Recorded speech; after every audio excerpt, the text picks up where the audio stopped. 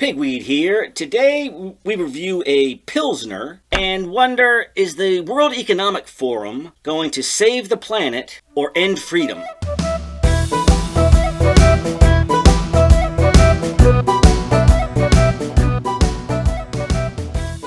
Okay, good evening. Good to see evening. you. How's it going? It's going very well. So how about some you. beer and conversation? I think that's a great idea. What are we drinking? Well, I ordered this German Pilsner here. Very nice. All right. Very nice. Not from Germany. Not from Germany, but supposedly a German Pilsner. So what's on your mind? Well, I was looking around the world today. Yeah. And you know what? There's some problems. Yeah. There are things that need to be solved. Yes. And I think you can't not do anything. So what do? You do this.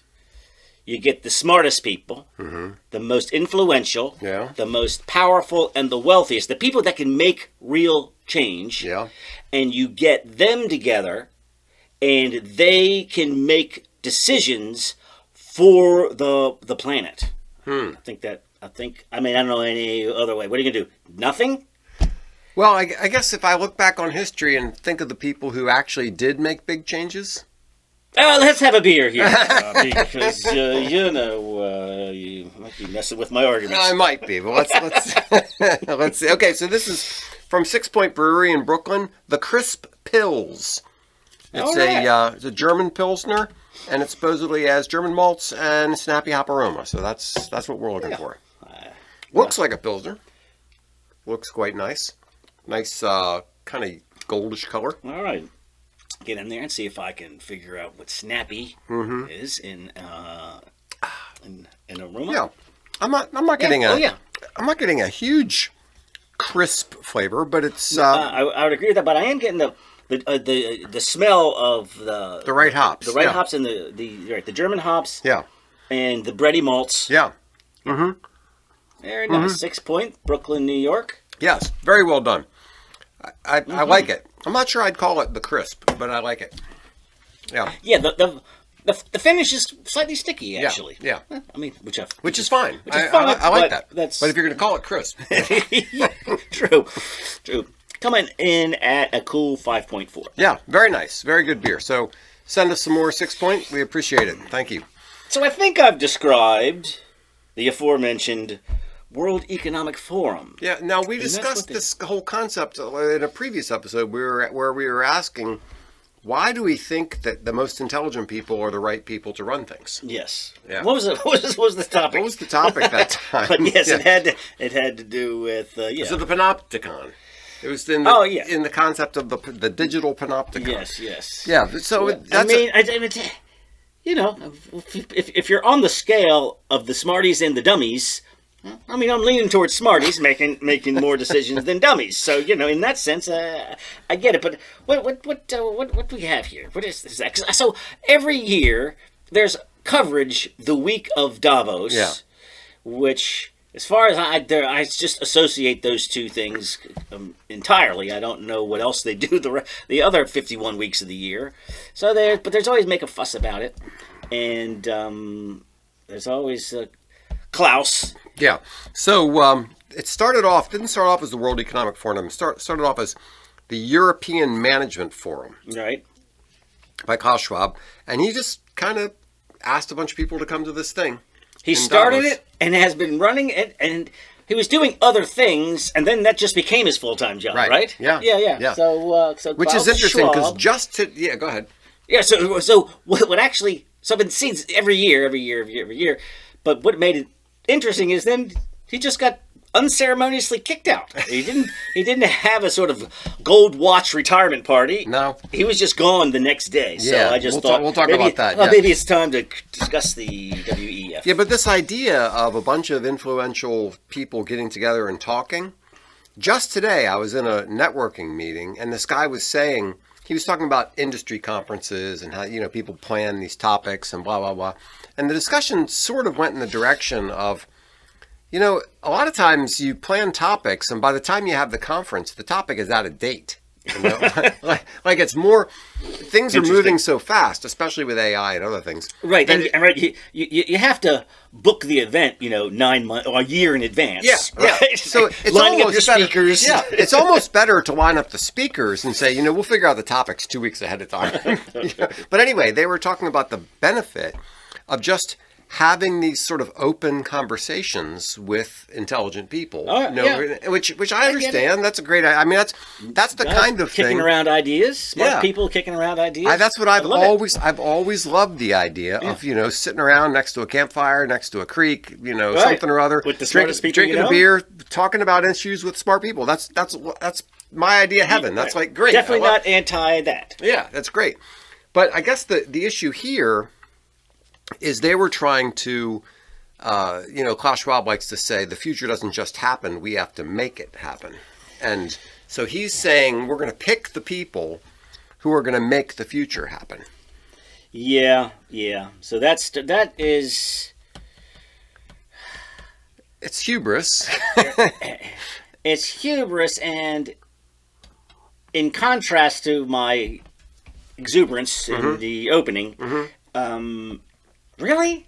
Is this how this is going to work? Because I kind of like the idea that Americans or Costa Ricans or select your own leaders, and those leaders make decisions about what goes on inside your country. Well, there is this thing called the wisdom of crowds, right? And there is the question of people have a right to have some say in the laws that are over them, and you just have Bill Gates and Elon Musk and a bunch of rich people sit around and decide what the rules are. That's not what we signed up for. I mean, it's the problem with the EU also, but this is even above the EU. Right. So, well, that's another question. Who are these guys accountable to? Well, there you go. See, you have unaccountable. You have not. They're not elected. Yeah. The people who, even the journalists who cover the event, are friendly. Yeah. By definition. Yeah. The politicians who show up are friendly to. So it's not like we're going to debate the issues. It's like we've decided that we're going to invite the right people to discuss this. That's the right thing. So let's say you're an up and coming businessman, politician, whatever, and you just really want to go to Davos. You really want to get an invitation to Davos. Now, what are you going to do? You want to rub shoulders with these people. Yeah. So what are you going to do? You're going to start saying the kinds of things that the Davos people want to hear. Right. And pay about $500,000 right. to attend. Yes. I mean, there's that. Yeah. But even the journalists pay to go. It becomes very clubby and cliquey. Yeah. Because it's by invitation only. You can't just, like you and I can't just go. We don't have the money to go, but even if we did, we couldn't just go. You have to be invited.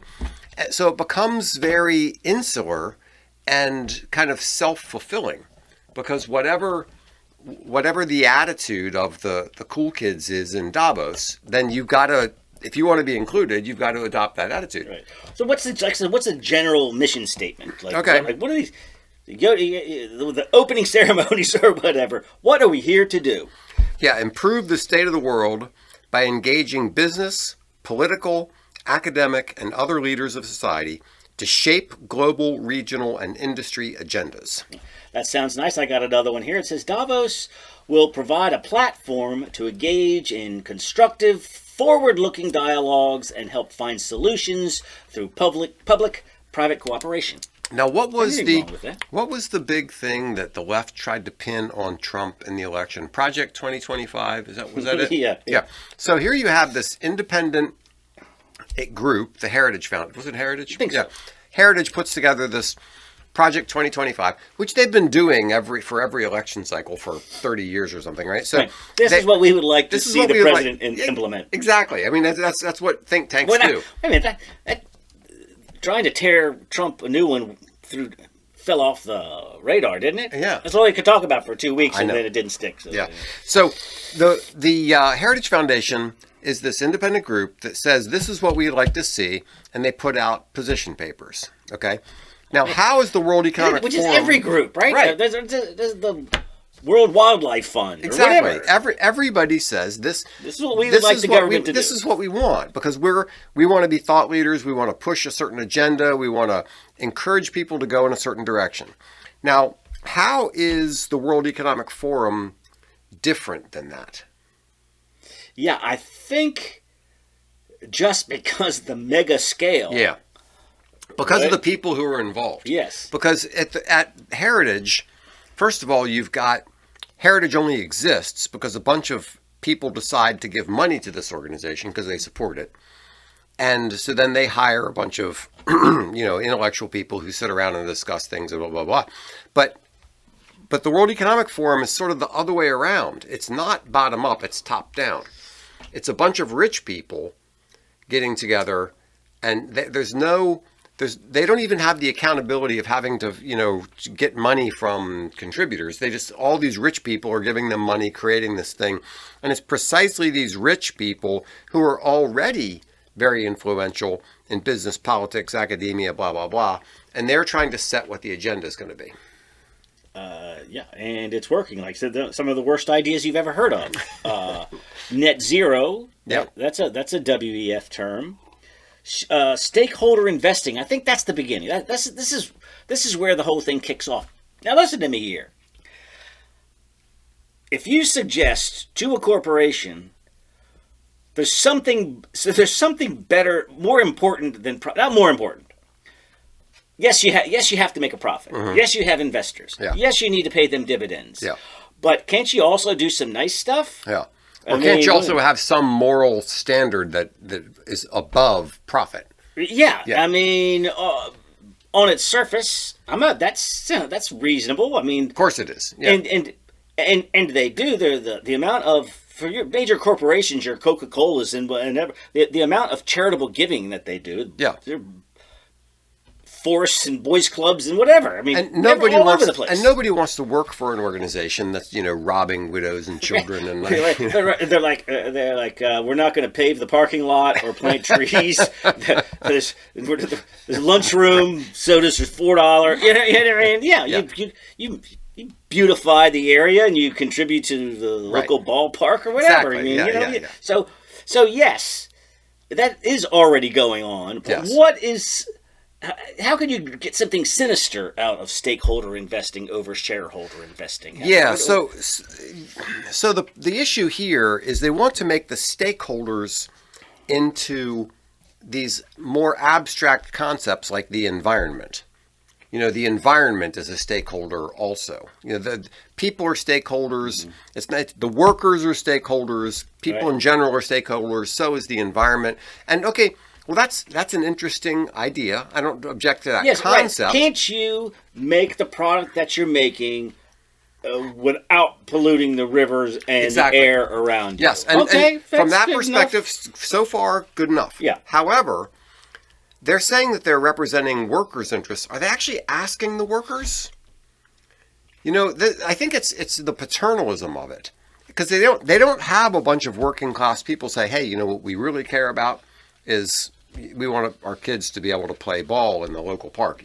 That they're not getting input from ordinary people. What they have is a bunch of rich people sitting around telling ordinary people what they should want and what they should, wait a minute, we want you to care about working people, and this is what working people want, and they don't have a clue what working people want. But so the other buzzword that comes out of Davos mm-hmm. is 100% related to stakeholder investing is ESG. Right. So environment, social governance. There's yes. Oh, thank you. We're not encouraging you. We're actually going to set up a system to judge and punish you. Yes. There's going to be a scorecard. There's going to be a scorecard, mm-hmm. and it's actually going to get down to the level of who is sitting on your boards. Yes. Like you have to have this. You're gonna get a bad grade if you don't have enough women and trans minorities on your board, and this is going to affect what the amount of money that BlackRock is going to invest in your company, or what? Yeah. So the issue here is yes, we want companies to observe moral norms, and we want them to have a sense of morality and that sort of thing. No, we don't want companies to only follow liberal moral norms. I mean, that's basically what this is. Yeah. Is this club of a bunch of Europe, starts in Europe, so you know it's going to be left of center just to begin with. Right? Marxist loving. Yeah. So you get all these like-minded rich people getting together, congratulating themselves on their virtue, talking about liberal talking points that have nothing to do with what average people actually want. Right. So where I'm sure My Pillow did not do well in the ESG, even though he's giving to churches and pregnancy centers and what he would consider giving to the community. Yeah.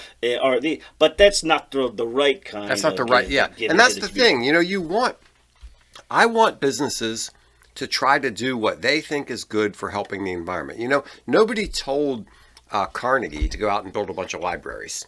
Yeah. That was something that he thought this is a good thing, and he went and built a bunch of libraries. And the oil and gas companies who go out and fund all the band equipment for the local high school, you know, okay, fine, that they're helping their community.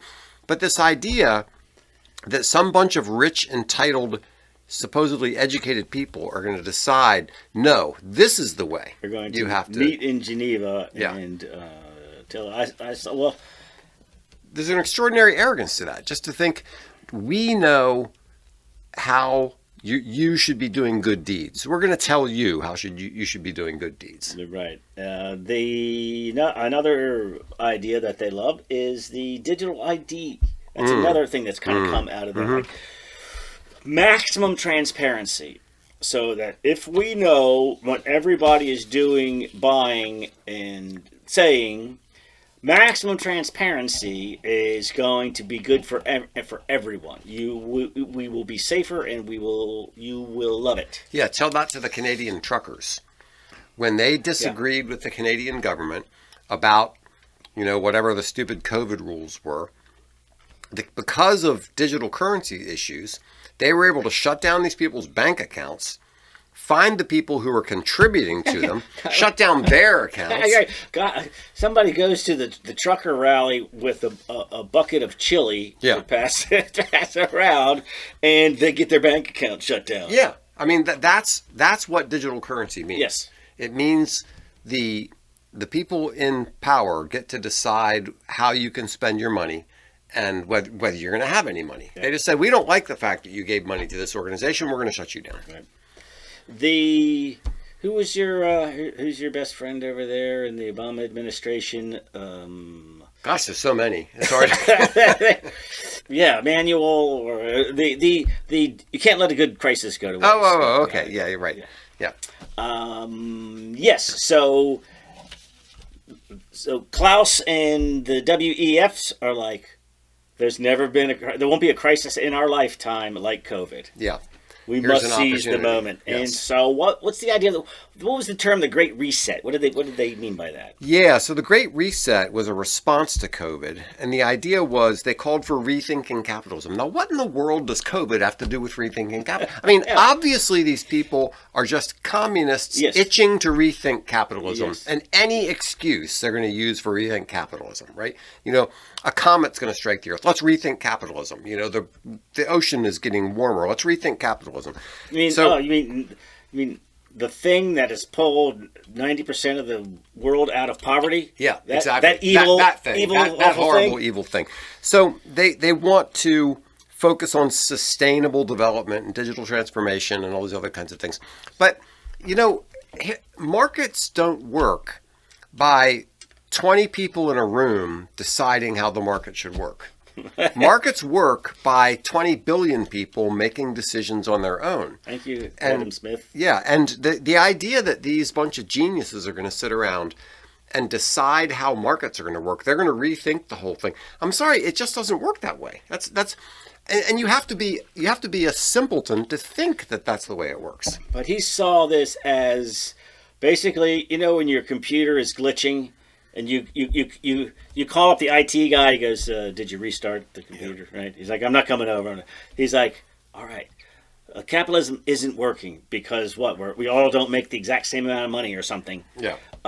This is our chance to reboot. We're going to reboot, but we're going to put a special USB drive in that's going to put a new operating system on the computer. And it will definitely not affect any of us that attend the Davos meeting. Right. We won't be living at the exact same level we always. Isn't it funny that all of their solutions end up enriching the people who are at the Davos meeting? You know, who are calling for saving the planet and helping the poor and flying there in private jets. Yes, I know. I love that so many private jets fly in that the airport can't hold them, so they fly in, drop off the VVVIPs, and then fly and make another flight to another place where they got to get the airplane. Where they can park for a week, right, and then come back in and pick them up. So there's your carbon footprint. There's your concern for the environment. That's right. Why don't they just do it all by Zoom? If they really cared for the environment, that's what they would do. They would do it all by Zoom. Yes. No, not in favor of Zoom meetings. But the reason that the muckety mucks are paying the amount of money in countries because they want to be there, because they want to rub the shoulders. Yeah, exactly. And they got to do. They want to be seen. Exactly. They want to be seen as one of the important people at Davos. And they come back and they say, "I was at Davos. You know whose hand I shook?" Right. And and I got a new client. Yeah. So another thing that's a major initiative of WEF is the fourth industrial revolution. Yeah, that's old Klaus's book, right? Yeah. So that's prepare for AI, robotics, biotech, and the Internet of Things. Okay. I mean, that's. I think that's fair. That is the. Those are all revolution. important things we need to prepare for. But okay, good. So they want to promote regulation and ethics in emerging tech. Once again. Good idea. Yeah, but I'm just not sure that this group of putting people... Putting some guardrails on the future of AI, yes, let's do that. I think that's fantastic and it's important, although I'm not sure we're going to get China to do it, which is the trump card in every discussion of, should we let AI do this? Well, if we don't, China will. Yeah. That's... If it comes down to, okay, AI is starting to get creepy... We should stop doing this. Well, if we don't do it, China will do it. Right. Well, okay, I guess you better do it. Yeah. Thanks, China. Right. And then on the flip side, China upsets the situation when this Mark Carney guy, who don't make me go full Canada on you here. What is wrong with those people up there? I don't want them as the 51st state. They're nuts. No, I'll take Alberta and Saskatchewan, and that's it. So you figure Trudeau is so bad. First of all, Trudeau's so bad during COVID that you're going, well, I guess he's out. Yeah. And he gets reelected. Yeah, I know. Then he's so bad that he steps down. I'm like, well, this Polivier, whatever his name is, he's a sharp guy, and he's a conservative. Yeah. It's finally time to switch teams. Yeah. And Mark Carney is worse than Trudeau and wins. Yeah, I think in a lot of ways we can blame Trump for that. Yeah, we can. Yeah, because Trump got the Canadians united in anger against the United States. And Polivier, was they were able to link the two. Yeah. Even though not really, but he's the conservative, so he's the conservative. Now some Trump supporter, some crazy Trump supporter out there is going to say, "Oh, but Trump was playing 3D chess. You see, that's what he was trying to do to get them to elect a liberal, so Canada would continue to decline, so that blah blah." No. He was just being Trump. No, he just couldn't stop himself. Yeah, he was being Donnie from Queens and mouthing off. Yeah. Yes, and so anyway, so Mark Carney has been a big WEF guy. Yeah. Long before he was got to the position that he's in now. So now he is going to back to my point is about China. Mm-hmm. He's super net zero guy still. Mm-hmm. I thought Trump kind of cleansed everybody of worrying about this. So yes, let's wreck the Chinese economy. I mean the Canadian economy to affect the global planet, right? While China doesn't give F. Yeah. China is building like thousands of coal-fired plants every year, and China thinks that they love They love what it. They're probably percentage of the funneling money world- to environmental groups in America. Yeah, Sure. what percentage of the emissions on the planet are coming from Canada?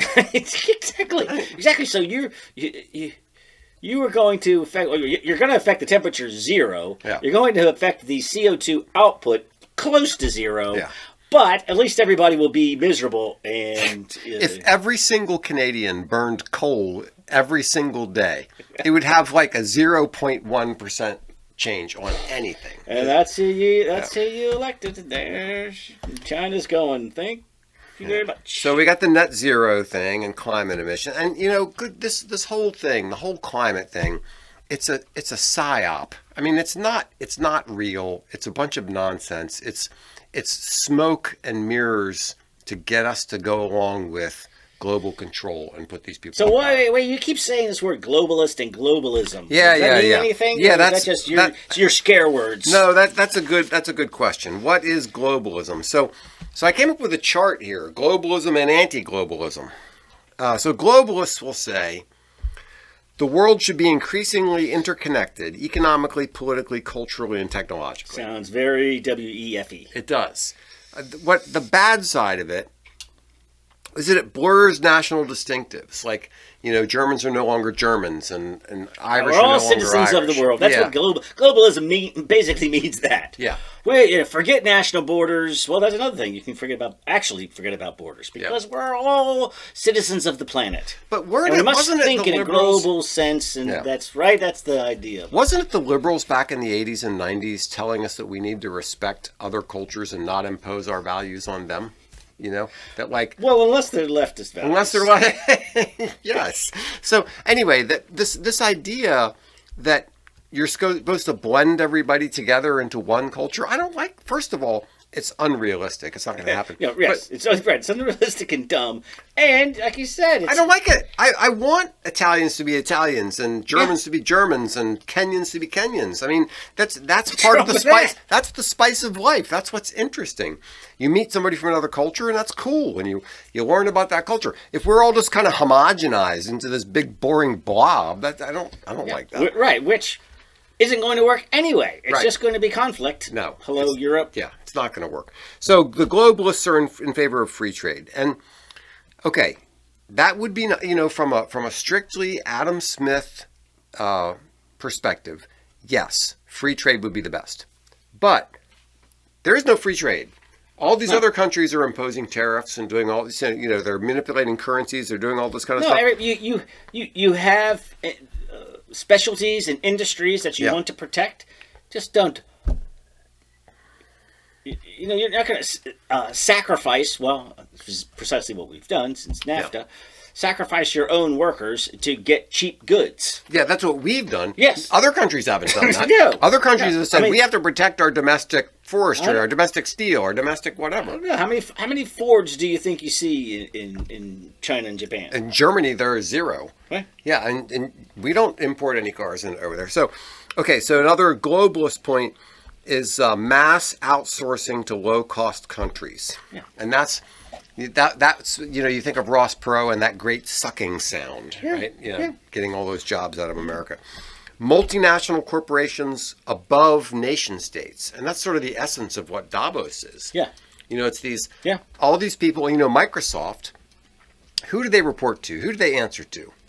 They're bigger than, Microsoft is bigger than most of the countries in the world in terms of money. So this idea of these huge multinational corporations, they're very anti-democratic. They're above the law. Decisions made by these unelected people, and they control what. I don't like that. I think there's a point at which a company is too large and should be taken down a little bit. That's my opinion. Okay, globalism, open borders, and the answer to that is, well, look at the mess that's made. Thank you. Yeah. Shared global goals like climate change. Well, who came up with these goals?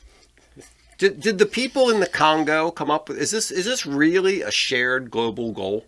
No. Are the people in the Congo worried about climate change? Well, you think 1.5 billion people in India? No, I don't think I don't think they care. I think they care about putting gasoline in their mopeds. Yeah. You know. Okay.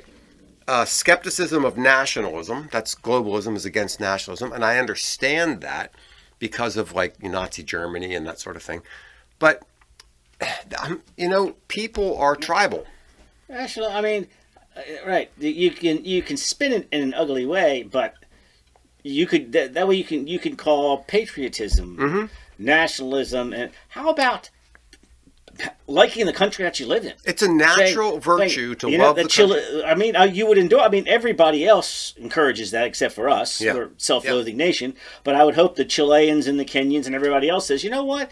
Living in Chile is the best. Yes. Good for you. Exactly. And it's a natural virtue to love your country. Thank God. And that's a good thing. No, that's bad because you have to love the planet, and even at the detriment of your own country. Yeah. Yeah. All right. We'll sacrifice here so that somebody somewhere might be better off. Better off. Yeah, which is probably somebody at the WEF. Yeah, and then the globalists also the open society concept. Remember we talked about with George Soros. Yeah. And this undermines. Yeah, I didn't notice George ever goes to this thing. Yeah, does he? I don't know. Under the open society concept, in a way, so the open society versus the closed society. It's the idea of, the closed society believes they have all the answers and they're right about everything, and the open society is willing to be corrected. Okay, from that perspective, from that point of view, open society sounds good. But there's another side to it. It undermines tradition, it undermines religion, it encourages moral relativism and cultural decay. I mean, there's a negative side to open society as well. Well, so Klaus started this in 1971. Yeah. And he was a mechanical engineer and did some other things, and then he came to do good and did very well indeed. Yes. So that became his only job. Yeah. And tens of millions of dollars pour into this corporate. I don't know what do you call it? Organization. It's a non-governmental organization. NGO, right? Nonprofit, super nonprofit. Yeah. The people who are pouring the millions in today, is it just the chance to hobnob? I mean, that seems like a lot of money to hobnob, but maybe it pays off.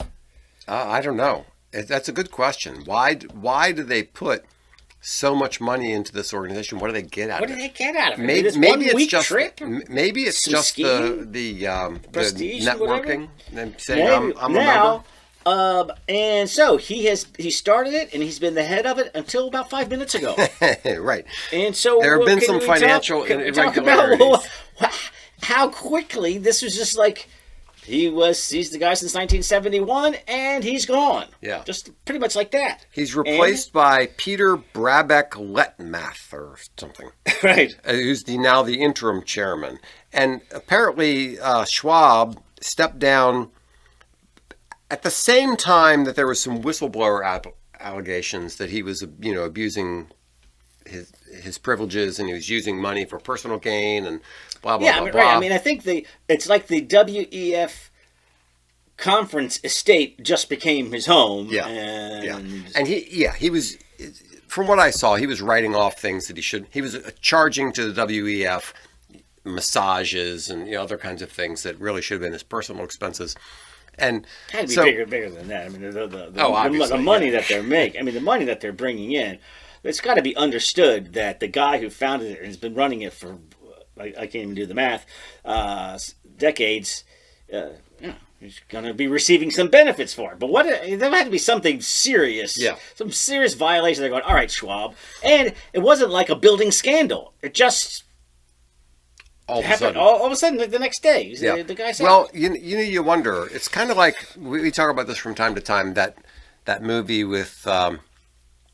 The Firm, right? where they have dirt on everybody, and when they decide you're out, they just pull out the dirt. So they've been collecting the dirt and maybe dumped it out all at once. Maybe finally he started to have some heritage. However, he's not a young fellow here. What do you? He's 87. 87, been running the place for 55 years. Right. So Klaus, why didn't you just do this on your own? Yeah. You know what I mean? Just step back and say, The guy who's replacing him.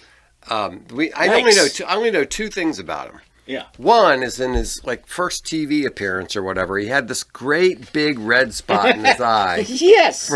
That made him look like some alien creature, which is, I mean, obviously that's just something that happens sometimes. Yes, that's unfortunate, but everybody's accusing Klaus of being a Bond villain. Yeah, and this guy looks like one. You replace him with a guy with a Terminator eye. That's right. So that's not a good look. And then he's also the guy who said something about water is not a human right. Yes. So it's like Klaus has already been saying we'll decide what everybody needs to have. You have and people have been wanting to get rid of Klaus. Yeah. And as they say, careful what you wish for, right? So this guy might be worse, although he is interim. So yes, that's right. Now they surround themselves with yes men, right? Everybody's on the same page, except they did invite one certain Argentinian. That's right, and had to know what they were in for. Of course, because he's done it before, hasn't he?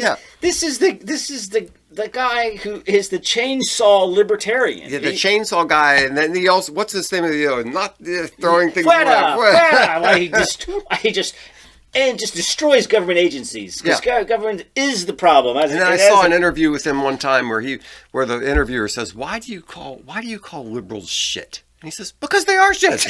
Yeah, right. And then in his closing, he says, after saying, "Do not be intimidated by the political caste or by parasites who live off the state. Do not surrender to a political class that only wants to stay in power, retain its privileges.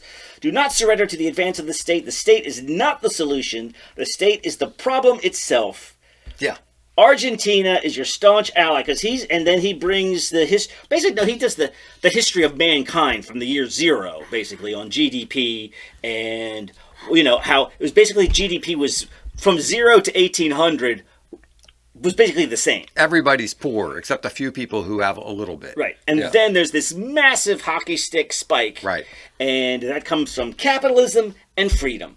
And industrial revolution. Right. Yeah, right.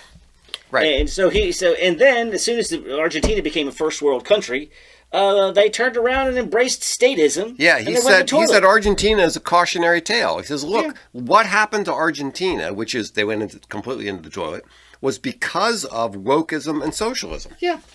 And he's saying, look, that destroyed our country. I'm bringing it back by getting rid of all that garbage. He calls wokeism an abhorrent ideology. It's a cancer, and it's the new authoritarianism. Right. The failure of collectivist models and the undeniable advances in the free world, socialists were forced to change their agenda. They left behind the class struggle because that didn't work. Yeah. And they replaced it with social conflicts. Right. And then he went down the list of wokeism. Yes. Okay, so they lost that battle, the economic battle. So now we're going to turn into a social battle. All of that sucks. He hates feminism, environmentalism, gender ideology, immigration. He just went down the list. He's saying all this stuff is garbage. I kind of expected to see some people get up and storm off in a huff, but everybody sat there politely. They sat there and clapped. But it needed to be said. They knew they had to know he was. They had to know he was going to say it, and it's actually props to them for inviting him. Exactly, because that was what my big criticism is. They're just a bunch of people who already agree getting together to agree some more. Yes. So Trump was there and kind of brought it. I don't know if he was at this one. I'm not sure, but he's been there and. Same thing. Yeah, so all you globalists, all you people who think that the solution to this is for us all to gather in groups like this, well, it's going to be the United States. He said organizations like this, you people, you are the problem. Yeah. It was like, wow. Take it to him. All right. There's still hope, and the with Trump in the United States and the tide turning possibly in Europe, you have less people getting on board with people dissatisfied with the EU, dissatisfied with the WEF's global. People are starting to wake up to the fact that China is not a good guy. Yeah. So I mean, Klaus still thinks that they're the model for the future. Yeah. And you've got hopefully Javier in Argentina. There's inspire some hopeful people. signs. So there are some hopeful signs. Yeah. Okay. Things might turn around. I don't know. Maybe before we die, things will. Let's hope. And yeah, the WEF. Cheers. Thanks so much for listening to Beer and Conversation with Pigweed and Crowhill. Remember to visit us at pigweedandcrowhill.com or send us an email at pigweedshow@gmail.com.